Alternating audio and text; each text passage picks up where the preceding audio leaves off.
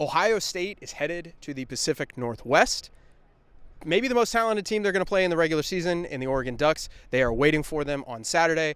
I'm Andrew Gillis from Buckeye Talk and cleveland.com. That is Jimmy Watkins, our rivalry reporter and columnist. Hi, Mom. So Jimmy's here. We're going to talk about Ohio State and Iowa a little bit. But honestly, we're just here to talk about Ohio State and Oregon. We have been talking about this game for months. We have been building up this game for months. And now it is game week. The players were kind of talking about it. Donovan Jackson kind of breathed a sigh of relief going, okay, wait, Ryan Day talked about it. Now I can talk about it. Now I can officially say we're on to the Ducks. Will Howard said we knew we had a big one next week, but we really didn't want to overlook Iowa. All those platitudes are gone now. You don't have to qualify it with, well, we'll wait until they see Oregon. Now it's here. So Jimmy Watkins, very important question. Through the first 5 games of Ohio State seasons, not a lot of them, there hasn't been a lot of competitive football played in the second half through 5 games. Has Ohio State shown you enough to where you think they can go into Eugene and emerge with a win? Yes, with a caveat.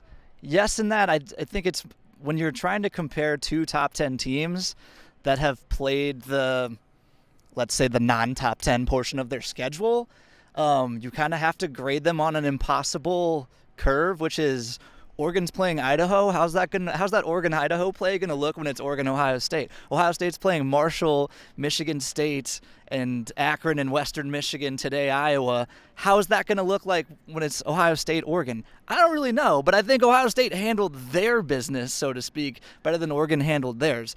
I think today's first half, 7-0 lead over Iowa, probably the most precarious place Ohio State has been in this season, unless you count a very imposing opening drive from the Marshall Thundering Herd. No disrespect to them, and go get your NIL biscuits if you're an Ohio State football player watching this video.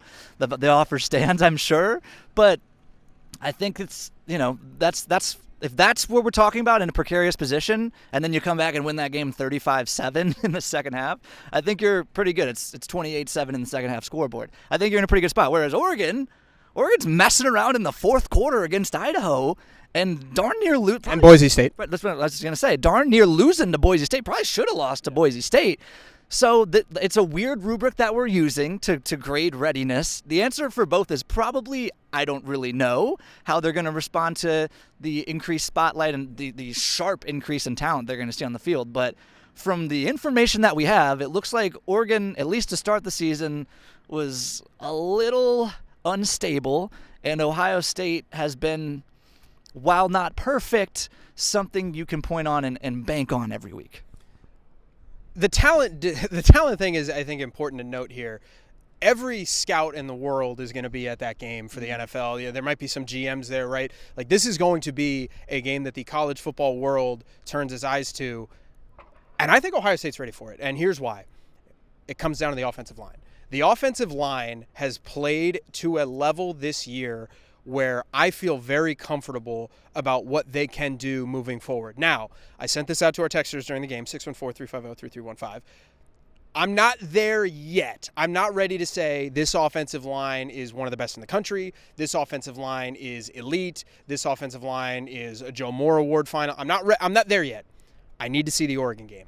But I do know that this offensive line has played really, really well through 5 games, and that is going to travel. Because we talked about Will Howard in one of our other videos. There's been a lot of really good with Will Howard.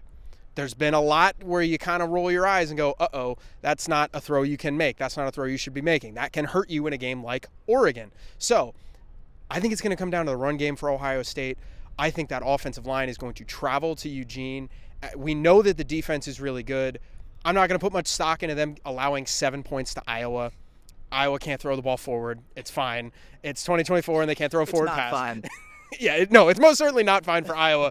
But, they haven't really played a lot of really good offenses, I would say, right? You play 3 G5 teams. You play Michigan State. You play Iowa.